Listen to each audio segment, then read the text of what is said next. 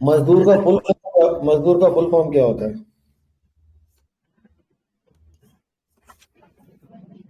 अब सर मेहनत करते रहेंगे तो मजदूरी आ जाएगी ना।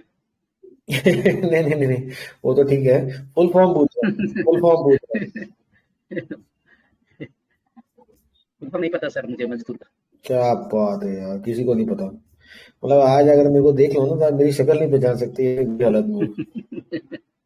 मतलब ये काम मार खा के आया है ये।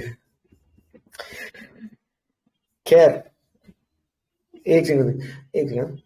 मजदूर का फुल फॉर्म होता है मजे से दूर। एक सेकंड बेटा, आई एम इनसाइड। मजदूर का फुल फॉर्म होता है मजे से दूर। लाया ठीक है, बाकी लाया। मजदूर का फुल फॉर्म होता है मजे से दूर।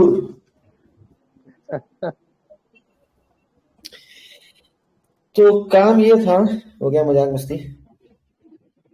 कॉल रिकॉर्डेड है, कॉल रिकॉर्डेड है। काम ये था कि आपको मेरा स्क्रीन आ गया? जी स्क्रीन सर। आ गया? आ गए सर। ये मैंने रिपोर्ट खोली हुई है डायनामिक प्रोडक्ट्स की, सन 2021 की और 2022 की, right? And what I am trying to do over here is I am trying to find the P&L account, stand alone है। तो मुझे चाहिए profit and loss account, profit and loss. यार वो सॉफ्टवेयर होते हैं ना जिसमें अपन सीधा टैग करके चले जाते हैं उसी चीज में, कुछ सॉफ्टवेयर बताओ मेरे को, मैक का, जिससे जल्दी काम हो जाए। So I think this is the profit and loss account. यहाँ पर कुछ ऑडिट नोट्स हैं जो देखना चाहिए, कुछ टैक्स से रिलेटेड इश्यूज हैं इस कंपनी को। मैं ये कंपनी बार बार इसलिए ले रहा हूँ क्योंकि इसका सिंपल रीजन ये है कि इसकी वैल्यूएशन बहुत अपीलिंग है अभी आज की तारीख में। इसमें प्लस पॉइंट्स भी हैं एंड नेगेटिव पॉइंट्स भी हैं। आप यहाँ देखो, यहाँ पर ये रेवेन्यू फॉर ऑपरेशंस है। Again this is stand alone, I want to go to the consolidated. शायद पेज नंबर 100 पे आएगा, इंडिपेंडेंट ऑडिटर रिपोर्ट और ये सब चीजें, ये कंसोलिडेटेड आ गया। ठीक है, ये रेवेन्यू फ्रॉम ऑपरेशंस है, नोट नंबर 22। ओके, तो अपन नोट नंबर 22 पे चलते हैं।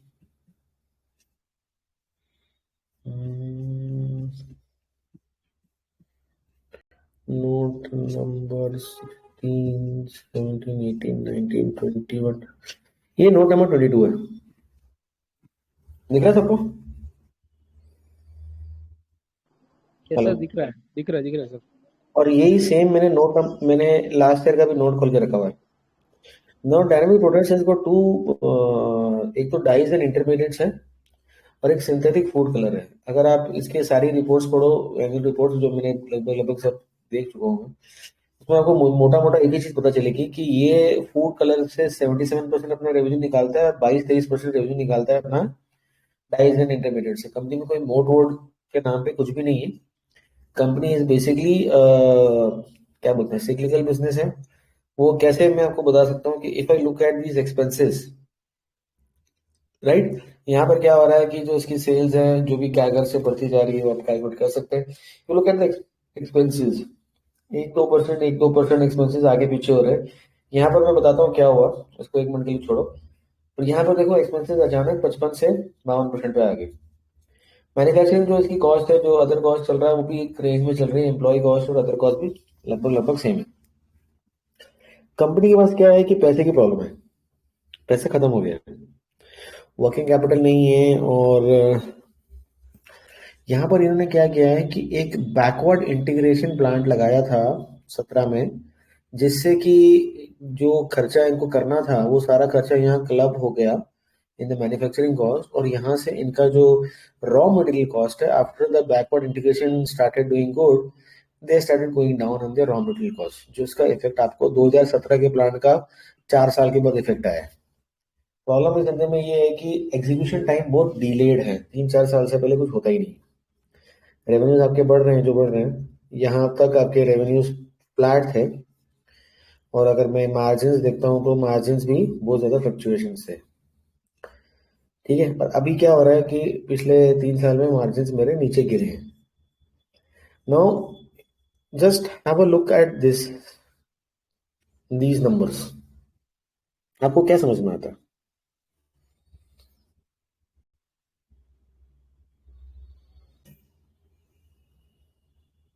इसको देखने से पहले एक चीज बता देता हूँ, शायद ऑब्वियस ही होगा। कंपनी ने कभी कैपेक्स नहीं किया बिकॉज इसको कैपेक्स करने की जरूरत नहीं पड़ी, बिकॉज कैपिटल इंटेंसिव प्लान नहीं था। इसने यहाँ से कैपेक्स करना शुरू किया जो यहाँ पे जाके खत्म हुआ है। They start from 2017 and they finished the thing at 2022। ये करता क्या है, ये थोड़ा सा इंफॉर्मेशन आउटडेटेड है यहाँ पर। ये करता क्या है कि लास्ट एडिटेड 1 ईयर अगो, ये करता क्या है, ये सिंथेटिक फूड कलर बनाता है जिसकी capacity 2950 metric ton per annum थी, जो उसने 5450 कर ली है। 5450 नहीं कर ली, ये 69 कुछ हो गई है, 6940 या 6980 कभी हो गई है। और डाइज एंड इंटरमीडिएट्स की कैपेसिटी इसकी 4300 से 12800 हो गई है। अगर मैं रेवेन्यू मिक्स जाके देखता हूँ तो मुझे सिंथेटिक फूड कलर में 75% दिखता है, डाइज उसमें 19% दिखता है। This is the thing. और suddenly what has happened, the manufacturing capacity of food chemicals, जो मेरा ये major percentage of the revenue है, 75% रेवेन्यू है स्पाइक्ड वेरी हाई। अगर मैं रिपोर्ट्स जाके पढ़ता हूँ तो मुझे ये पता चलता है कि इन्होंने जो वो फूड कलर की जो कैपेसिटी है उसको डबल से ऊपर थोड़ा कर दिया है। फूड कलर में दो तरह के कलर ये बनाते हैं और बहुत सारी इंडस्ट्रीज में जाते हैं, जरूरी नहीं कि वो फूड में जा रहे हो, मनमान सारी चीजों में जाते हो। एक होता है नेचुरल, एक होता है सिंथेटिक। अभी नेचुरल जो है उसका जो सेल्स है वो इतनी ज्यादा नहीं है, वैसे सिंथेटिक सिंथेटिक की सेल्स ज्यादा है। मैं आपको ये क्यों दिखा रहा हूँ, क्योंकि ये डेटा हमारे को स्क्रीनर या ये कोई चीजें नहीं देती है। यहाँ पर मुझे आ रहा है टोटल रेवेन्यू पर the products which the company is selling. अब सर वो बरूस, हाँ। इसमें मैं एक चीज ऐड करना चाहूंगा, उसमें नेचुरल का सेल्स अभी थोड़ा थोड़ा फॉरेन में वो लोग बढ़ रहे हैं। उसका रीजन है अभी नहीं है उसका, वो नेचुरल का प्राइस है ना, वो सिंथेटिक से ऑलमोस्ट 1.5 या 1.8 टाइम्स ज्यादा है अभी। और उसका रॉ एक, मटेरियल भी इतना अवेलेबल नहीं है। हाँ, एक प्रॉब्लम यहाँ पर ये आ रही है कि इसका ये जो प्लांट है ना, मैंने आपको ये क्यों दिखाया था, एक मिनट के लिए आप ये समझो ये क्या चीज है, इसको समझो। इसमें क्या पकड़ में आता है आपको?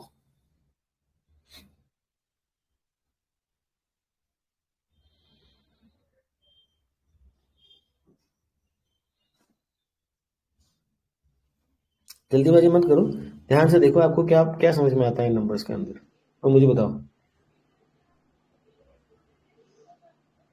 उसमें से प्राइस का कोई मोट नहीं है। प्राइस का कोई मोड नहीं और है, ठीक है। हाँ, और उसके बिजनेस में भी कोई बेसिकली मोट नहीं है, क्योंकि कोई भी हम्म, बंदा आके ये बिजनेस चालू कर सकता है। बिल्कुल ठीक है।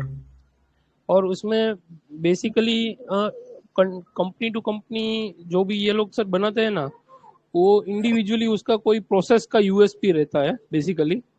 हम्म, और ये डायनेमिक का डिसएडवांटेज एक ये है कि ये सिर्फ एडिबल जो प्रोडक्ट्स है उसके लिए ही काम करते हैं, उसके अलावा जो भी पिगमेंट नहीं और नहीं डाइस में। नहीं नहीं नहीं, अलग भी निकल गए हैं। अभी ये पता नहीं कहाँ कहाँ निकल गए, फार्मा में निकल गए, बहुत सारे वर्टिकल्स में निकल गए हैं। हाँ मतलब जस्ट वो ये केपेक्स के बाद अभी वो लोग निकले ना सर। हाँ, देखो, हाँ, कौन कौन है कॉल में, मुझे एक्चुअली मुझे दिखेगा नहीं, तो आप लोग अगर मेरी आवाज सुन पा रहे हैं तो एक बार कंफर्म करना। मैं बता देता हूँ, सुधाकर सर है, फिर पवन भाई है, अंकित भाई है, मिनेश भाई है, शुक्ला सर है। आप लोगों को मेरी आवाज आ रही है, आई होप सबको। आ रही है सर। आ रही है सर। ये मैं जून का क्वार्टर देखता हूँ, यहाँ देखो मेरे मार्जिन 19-20% है, यहाँ 25% है, यहाँ 22% है, और यहाँ 0.4 टाइम्स है। तो अगर मैंने कोई कैपेक्स किया है जिसकी वजह से मेरे को खर्चा लग रहा है, कैपेक्स स्टार्ट नहीं होता, उसका असर मेरे ऑपरेटिंग मार्जिन पे नहीं पड़ना चाहिए। ऑपरेटिंग मार्जिन में मेरे मुझे क्या हो रहा है, देखो आप, जो मेरी मटेरियल कॉस्ट है मोटा मोटा वही 55-57% चल रही है, एम्प्लॉय कॉस्ट 5-6% चल रही है, ठीक है, तो मेरी ऑपरेटिंग कॉस्ट मर गई। और अगर मैं सेल्स ग्रोथ देखता हूँ तो सेल्स ग्रोथ मेरी ईयर ऑन ईयर भी कुछ खास नहीं है, और क्वार्टर क्वार्टर मेरा डिप है। अब आप ये 4 क्वार्टर का इंटरेस्ट कॉस्ट वर्सेस ये 4-5 क्वार्टर का इंटरेस्ट कॉस्ट देखो, कुछ फर्क है?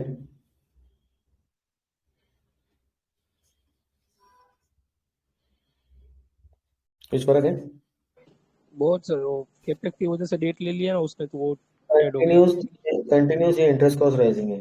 अब आप ये 3-4 क्वार्टर का डेप्रिसिएशन देखो और ये 3-4 क्वार्टर का डेप्रिसिएशन देखो, हम्म, क्या फर्क है?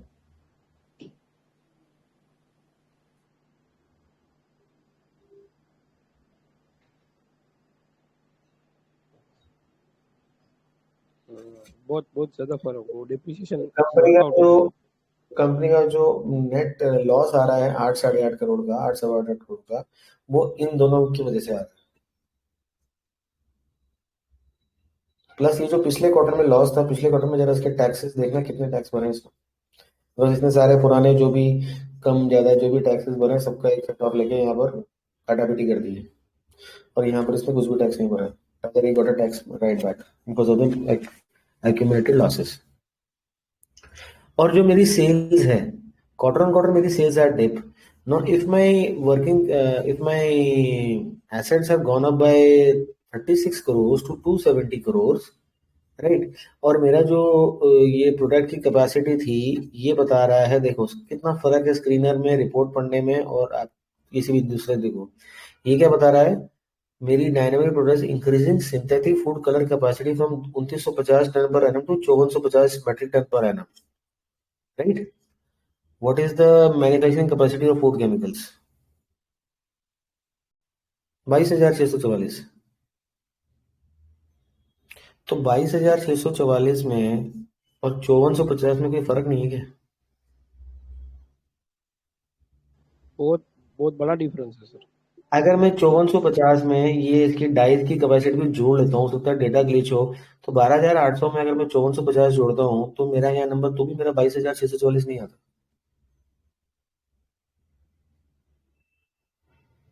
राइट। और अगर मैं कॉर्पोरेट अनाउंसमेंट जाकर देखता हूँ तो दोनों के ट्रायल प्रोडक्शन सक्सेसफुली रन हो चुके हैं। प्रॉब्लम यहाँ पर क्या आ रही है, जैसे कि अभिषेक जी ने बताया कि यहाँ पर इसको रॉ मटेरियल मिल रहा है, and raw material is computed to the sales, और इसका रॉ मटेरियल है sodium bicarbonate. Now if I go and look at the depreciation over year, ये डेप्रिसिएशन मुझे मार रहा है, आपको पता ही चल रहा है कि ये डेप्रिसिएशन ज्यादा है इसके ऊपर। और इंटरेस्ट कॉस्ट जो 30 करोड़ का लोन था, वो आज प्राइस टू बुक वैल्यू 1:1, वो जो होता है डेप्ट टू इक्विटी रेशियो 1:1 से ऊपर जा चुका है, लेकिन कंपनी ने आज तक कोई डायल्यूशन नहीं किया है, राइट। अगर कंपनी चाहे तो प्रेफरेंशियल इशू कर सकती है, पैसा उठा सकती है, डायल्यूशन कर सकती है, कुछ भी कर सकती है, जस्ट टू पे डाउन द डेप्ट। और अगर ये डेप्ट पे डाउन कर देता है तो इसकी जो 4, 4.5, 5 करोड़ की जो इंटरेस्ट कॉस्ट है वो खत्म हो जाएगी। और ये जो प्लांट यहाँ पर खड़ा हुआ है 272 करोड़ का, जिसकी कैपेसिटी 22,644 मेट्रिक टन है, जो 2,950 है तो 10 गुना ऊपर है, जो 2,950। अभी यहाँ पर डेटा पुराना है क्योंकि ये डेटा अपडेटेड था एक एक साल 8 महीने पहले, रिपोर्ट आउटडेटेड। अरे अच्छा, इनसाइड इससे रिपोर्ट आउटडेटेड, राइट। तो अगर मैं 2950 से स्टार्टिंग करता हूँ और यहाँ पहुंचता हूँ तो मोटा मोटा मेरा 8 गुना तो प्लांट बढ़ गया, 8 गुना या 9 गुना, है कि नहीं? Yes sir. तो यहाँ पर परपेचुअल प्रॉब्लम क्या है, एग्जीक्यूशन की प्रॉब्लम। और रॉ मटेरियल के प्राइसेस बढ़ गए और मेरे को तकलीफ आ रही है, वो इसकी वजह से देख लो, आप ऑपरेटिंग मार्जिन देख लो, गिर गए, सेल्स आपकी ग्रोथ नहीं आई, और शायद इसी की वजह से मेरा स्टॉक प्राइस पिटा पड़ा हुआ है, क्योंकि 2 क्वार्टर में लॉस है और मार्केट का लॉस अच्छा नहीं लगता। बट अगर एक चीज देखो, आज की तारीख में बढ़ गया, ये 200 को 276 चला गया था, मार्केट कैप कितनी है? अब ये ROE ROC ये सब चीजें बाद में आएंगी, मार्केट कैप कितनी है? देखो देखो देखो, 450। 450, ठीक है। और इस मार्केट कैप के सामने मेरे पास फिक्स एसेट कितने के पड़े? और फिक्स एसेट वो चीज है जो अभी प्लान स्टार्ट नहीं हुआ, क्योंकि मेरे को सेल्स और सब चीजें रियलाइज नहीं हो रही है। डेप्रिसिएशन तो बुक एंट्री है, पहले साल में कौन सा डेप्रिसिएशन मशीन खराब हो जाएगी। तो 272 करोड़ तो कंपनी ने खुद ने खर्च किए हैं। तो अगर 270 करोड़ मेरा खर्चा है, the market is giving a valuation of 100 crore to the business, which was actually making a profit of 15 crore, 15 से 25 करोड़, 20 करोड़ का एवरेज ले लो लास्ट 3 साल का, 20, 21, 22 का, and which was generating a cash flows of 48 into 40 crore cash flows.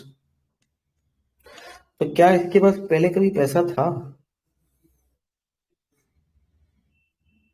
नहीं था। 2 साल में क्या हो गया? जो पैसा आया 48, हाँ हाँ 48 और ये सब चीजें, ये सारा का सारा इसने फिक्स एसेट्स में डाल दिया। But if I look at the cash flows, he was delaying his payables and जो भी इसका चल रहा था working capital. So ये you can see the changes in working capital and how this has affected. ये सारा का सारा। अब अगर ये कैश फ्लो लेता है 2021 और 22, और 2021 और 22 में इसके जो ऑपरेटिंग प्रॉफिट्स हैं और कैश फ्लोस बराबर से हैं या कैश फ्लो ज्यादा ही है कम नहीं है, इसके पहले कभी भी ये कंडीशन नहीं थी। देख सकते हो आप। सर एक पॉइंट में ऐड करना चाहूंगा यहाँ पे। हाँ हाँ, सर एक इश्यू इसमें है ना, इसका इन्वेंटरी डेज वाला है। मैं आ रहा हूँ सर, उस पर आ रहा हूँ, मुझे पता है। अच्छा okay, sorry sorry sorry sorry. मैं पूछ रहा हूँ। तो अब अगर मैं बोलूँ कि ये कंपनी राइट इशू ले आती है, तो राइट इशू का मतलब क्या होता है? कोई बताएगा? एग्जिस्टिंग होल्डर को राइट होता है कि अगर उसको एडिशनल लेना है वो तो वो ले सकता है। होल्डर को राइट होता है उसको एडिशनल लेना है। अगर एडिशनल शेयर होल्डर अपने राइट इशू लेता है तो उसकी जो परसेंटेज होल्डिंग है वो तो कम तो नहीं होगी ना कंपनी के अंदर, उतनी कितनी रेगुलर वो राइट इशू में पार्टिसिपेट कर लेता है। और अगर पार्टिसिपेट नहीं करता है तो right issue definitely comes at a discount to the market price. And if the definitely promoter participates, तो यहाँ जो ओवरहैंग है 30% का या 29% का, this goes up, definitely. That can change the scenario. Secondly, इसकी जो इन्वेंट्री डेज इतनी ज्यादा हैं वो इसलिए ज्यादा हैं बिकॉज ये धंधा सिक्लिकल है और ये फूड कलर है, ये selling business to business, he does not have a brand name recognition, तो he will not be commanding sustainable high profit margins, but here he does command 20% EBITDA margins are a good number, but the base of the sales are very small. But यहाँ तक जो मेरा base of the sales था, capacity थी कितनी, 2950। now look at these numbers, ये dies और intermediates हैं, इसमें 41 करोड़ का सेल था, 38 करोड़ का चला गया। एंड अगले साल देखो क्या हुआ, वो 38 करोड़ का सेल 33 का रह गया। तो अगर आप अपने मन में इमेज बना पा रहे हो, so this revenue graph of the dyes and intermediates is going down। अगर मैं 41.01 को 175 करोड़ से डिवाइड करता हूँ तो मुझे डाइज एंड इंटरमीडिएट का percentage contribution to the revenue आ जाएगा। यस और नो? Yes sir. क्या बात है अभिषेक जी, केवल आप ही हो क्या, बाकी तो कोई कुछ बोल नहीं रहा?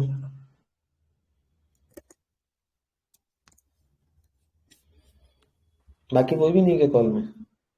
हेलो, हाँ बोलिए सर। नहीं, मेरे को लगा कोई कॉल में है। ज्वाइन किया सर। नहीं है सर। अच्छा अच्छा, ओके ओके।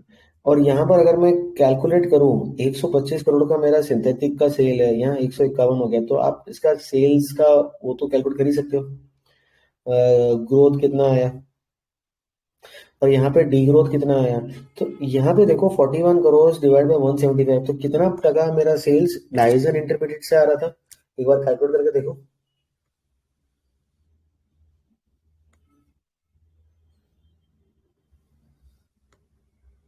कितना परसेंट हुआ?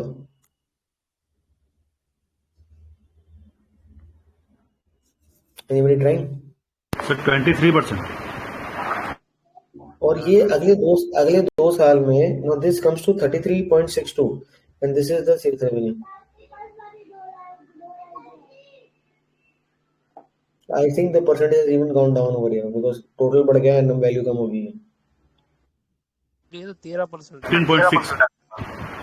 10% contribution कम हो गया। ठीक है, देखो इसका जरा निकालो ग्रोथ, 125 का 151 करोड़ और 151 करोड़ का 197.5 करोड़।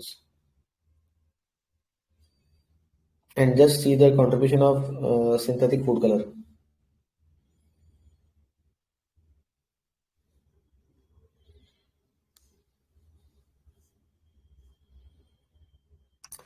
तो it is obvious कि synthetic का जो contribution है वो बढ़ रहा है and this business is growing. Synthetic का 30% से ग्रो हुआ है sir. 30% growth is very good. Anything growing about 20% is considered to be a super growth business. और अगर 30% से ग्रो कर रहा है which is very good, और अराउंड $10 बिलियन का फूड मार्केट है। मैं ये नहीं कहता कि food colour market is that big, but $10 billion का फूड मार्केट है। अब ये प्रमोटर उसमें क्या कर रहा है क्या नहीं कर रहा है वो सब चीजें हैं। एक चीज मैं आपको दिखाना चाह रहा था, यहाँ पर दो तीन सवाल खड़े होते हैं। क्या ये राइट इशू करेगा? क्या ये राइट इशू करके क्या ये डेब्ट को चुका सकता है? अगर हाँ, that becomes good. Looking at these cash flows, picture turns good, and looking at a 10x jump in 8 to 10x jump in my fixed assets.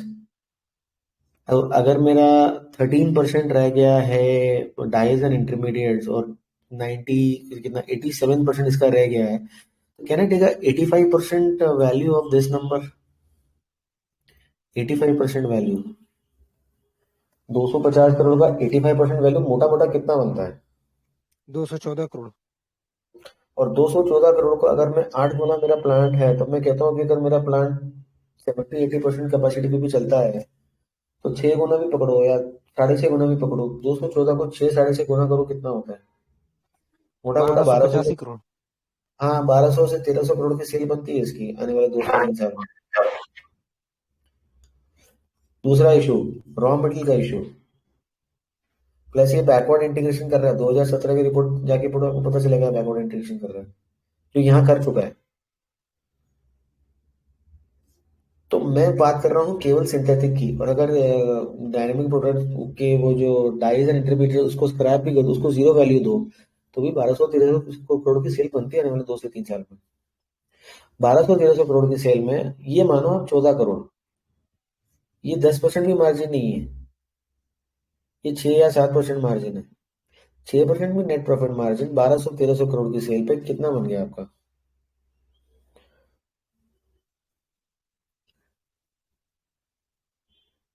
$1300 का 6% कितना होता है?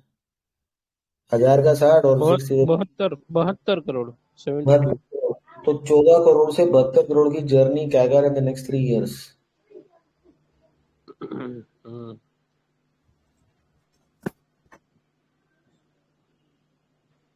आप कैगर निकाल सकते हो। No, there is no P because loss making है, there is no ROE. ये ग्रोथ आएगी, आरओई आरओसी अपने आप अच्छी हो जाएगी। और 72% कैगर आ रहा है।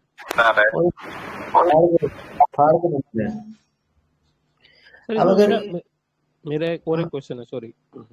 हाँ सर, इसमें आप वो राइट इश्यू का आपको क्यों लग रहा है? इसमें क्यों राइट इश्यू क्यों अगर ला सकते हैं? वो पैसा चाहिए सर, पैसा चाहिए। देखो इसके पास पैसा नहीं है, ये बेसिक रीजन है। वर्किंग कैपिटल का कुछ इशू नहीं, इशू नहीं है, क्योंकि इन्वेंट्री लेट बिकती है, क्योंकि ये अपने से बड़े धंधे वाले को माल दे रहा है, तो इसको धंधा उसकी शर्तों पे करना पड़ेगा, because his buyer is a bigger business which can exert pressure on him. That is why he is able to delay his payments. Now, there is stress in the business because working capital देखो आप कितना delay होता जा रहा है। इसको छोड़ दो, कैश कन्वर्जन साइकिल, ये तो सब मैनिपुलेटेड होता है। अब 70 का 140 हो गया, मोटा मोटा डबल टाइम कर दिया वर्किंग कैपिटल चुकाने में और पैसा कलेक्शन करने में। अगर तो मेरे को क्वार्टरली नंबर्स में ये पता चलता है कि यार the growth has started picking up and the plant is there and is getting the, जो भी इसकी इन्वेस्टर प्रेजेंटेशन अगर आएगी या कौन कॉल आएगी, जो भी आएगा, ये 2-3 सवाल हैं। अगर ये चीज होती है, वैल्यूएशन आर अट्रैक्टिव, और अगर ये चीज नहीं होती है, ठीक है, then definitely who would not as a business terms like to buy a new capacity which has not been used even for a day, because he might be getting the plant even lesser than the fixed assets on the book, because promoter holding अगर इसके हाथ से छूटती है और इसको और ये प्रोमोटर होल्डिंग गिरवी रखनी पड़ती है या प्लेज रखना पड़ता है या बेचना पड़ता है, देखिए उसमें प्लेज है कि नहीं। प्रमोटर होल्डिंग प्लेज तो अभी कुछ नहीं है, कुछ भी हो गया इसकी होल्डिंग छोड़ती है तो this company is definitely a takeover target. So should one go and buy it today? No. Should one wait for the results and try and assess and analyze the results? Definitely yes. Should you go and allocate 5%, 10% of your portfolio? Definitely no. It can go either ways. But this value makes a lot of sense because this valuation पे धंधा मिल रहा है। और ये Dane pro का ये आपका एक सिंपल चार्ट है, बिकॉज धंधे में मोट नहीं है, यहाँ पर आप सिक्लिकलिटी एस्पेक्ट को प्ले कर रहे हो। This is the chart. अब मैं तो वो बनाता रहता हूँ swing highs and swing lows. This is the cyclical chart of den pro. तो बाइंग स्विंग कहता है कि यू शुड बाय अराउंड 450, 490 और 500 bucks, ठीक है, but I am happy to buy over here and on a small position, not a large position, because there are ifs and buts जो समझ में आता है धंधे को देख के। And if it goes wrong, such a small position should not affect my portfolio or my peace, because अभी ये वैल्यू क्रिएशन जोन से नो वैल्यू क्रिएशन जोन में, वैल्यू डिस्ट्रक्शन जोन में चला गया है। आज की तारीख में ये कंपनी किसी को नहीं चाहिए, ये मोटी मोटी बुद्धि की बात है। But can I give it 1 or 2 quarters for the company to start showing the execution, because business is intact, problems आती रहती हैं, पर मेरे को लगता है कि यार ये जो प्रॉब्लम है this is a temporary problem which they will surely resolve. I can be 100% wrong over here, मुझे नहीं पता, but this is the problem which they can surely resolve. और अगर ऐसा वो कर पाते हैं, ये वैल्यूएशन हमारे को लौट के नहीं मिलने वाली।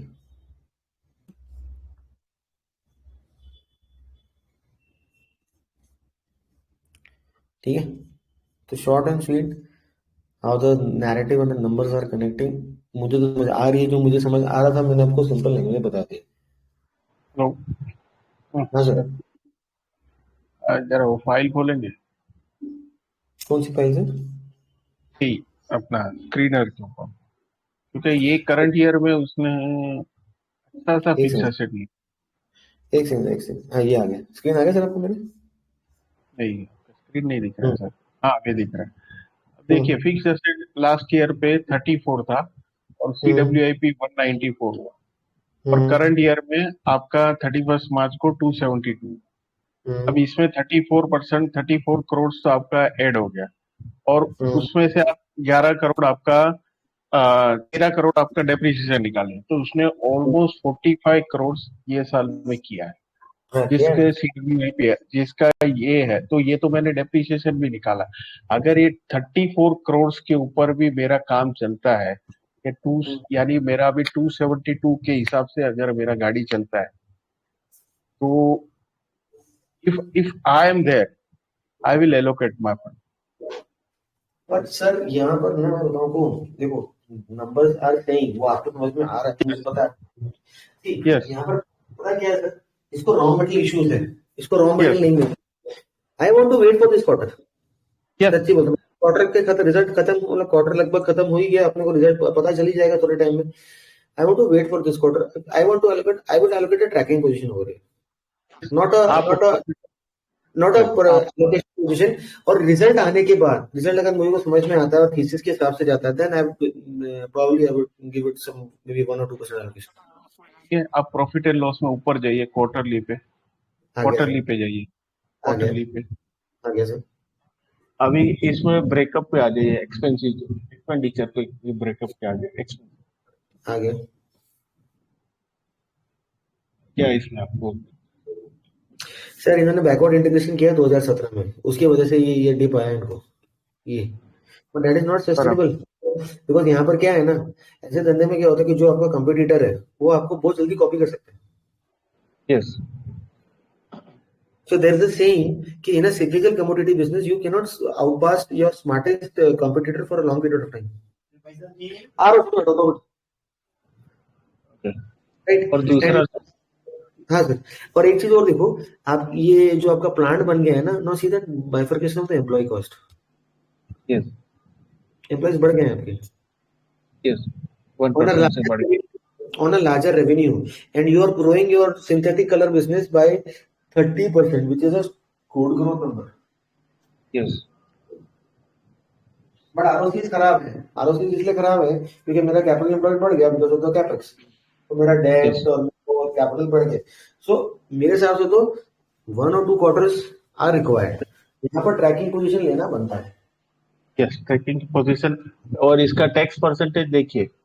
हाँ वो दिखा हमें मैंने भी 380% और बाद में फिर एकदम जीरो हो गया. तो उसने सारा काटा पीटी किया है. पुराने झमेले सारे खत्म करे उसने. तो तो दीज आर इंडिकेशंस. मैनेजमेंट पुराना झमेला सारा खत्म कर रहा है. यस सर इसमें एक और एंटीथीसिस पॉइंट है. हाँ सर. सिंथेटिक में क्या है कि इंडिया का मार्केट अभी इतना कलर के लिए मतलब यूज टू नहीं है. So if they want to grow उसको एक्सपोर्ट ज्यादा करना पड़ेगा. अरे एक्सपोर्ट सर मार्केट 75% एक्सपोर्ट कर रहा है, 25% इंडिया में काम कर रहा है. बोलो. हाँ वही इसीलिए मैं बोल रहा हूँ. पर एक्सपोर्ट में सर उसको है ना अभी ताइवान, वो चाइना के लिए, लेकिन ताइवान की जो कंपनीज है ना वो बहुत ही ज्यादा उसकी कॉस्ट में सेट नहीं हो रहा है. क्योंकि अपना इंडिया का जो कॉस्ट है ना वो ताइवान से काफी ज्यादा है, मतलब 20-30% ज्यादा है. तो ताइवानीज कंपनी उसको ज्यादा बीट कर रही है अभी एक्सपोर्ट में. मतलब वो भी थोड़ा उसको एंटीथेसिस अपने को ध्यान में रखना पड़ेगा कि वो जो हाँ एक्सपोर्ट कर रहे हैं ना उसको ताइवान का कंपटीशन बहुत बड़ा है इसमें. बिल्कुल बिल्कुल. वो सिग्निकल में वो एस्पेक्ट्स तो है ही ना हमारे. वही. तो मेरे हिसाब से तो ये गुड चीज है. देख सकते हैं. Try and go for tracking and see what happens in the business and slowly we scale. Because sir multibagger दे दो, मल्टीबैगर दे दो, मल्टीबैगर पहले दिन पे नहीं मिलता है. They evolve over time and this is the process which goes. This is not a small cap और अ पेनी कैप कंपनी जिसमें आप झमेला करो, फ्लोट कॉर्नर करो. यहाँ ऐसा कुछ भी नहीं है. यस यस तो आई कैन से मुझे तो लगा something of proper I investment. यहाँ वो झोल झपटे वाला काम नहीं है. I feel it will be a comparatively good company Yes. provided because It performs. जो Provided it performs. yeah provided if it performs it will be very good company. It will be very because इसका cash flow ये है यार. Cash flow from operating है. Because मुझे तो एक ही देख के समझ है. बाकी ठीक है इधर क्योंकि कैश फ्रॉम इन्वेस्टिंग एक्टिविटी वो माइनस गया है. बिकॉज उसने प्लांट डाला, उसने बिल्डिंग डाला. तो उसने पैसा ऐसे तो कोई हवा में नहीं डालता है. और ऐसा तो कोई नहीं है कि आज का कंपनी है और इतने टाइम से ये कंपनी है और शेयर कैपिटल अभी तक उसने डायलूट नहीं किया. अगर ऐसा ही होता ना कोई उठाओ पार्टी तो कब का उठा के चल गया. ज्यादा तो अपने को नहीं समझ में आता लेकिन जितना समझ में आया मेरे को कि गुजरात का पार्टी है, इतना समझ में आ गया कि कोई ऐसे ऐसा बंदा पैसा नहीं करता. उसके पास कुछ तो है जो अभी तक पिक्चर में नहीं है. पिक्चर में आएगा. मेरे हिसाब से ट्रैकिंग लेना बनता है सर. मंडे को मेरा तो ट्रैकिंग हो जाएगा. जनरली मैं नहीं बोलता. जनरली मैं कभी ऐसी चीज पर इस चीज को मैं बोलता हूँ मंडे को मेरा ट्रैकिंग पोजीशन बन जाए. जनरली मैं कभी डिस्कस नहीं करता. ठीक है सर चलिए कोई वांधा नहीं. Okay sir bye. Thank you. एक क्वेश्चन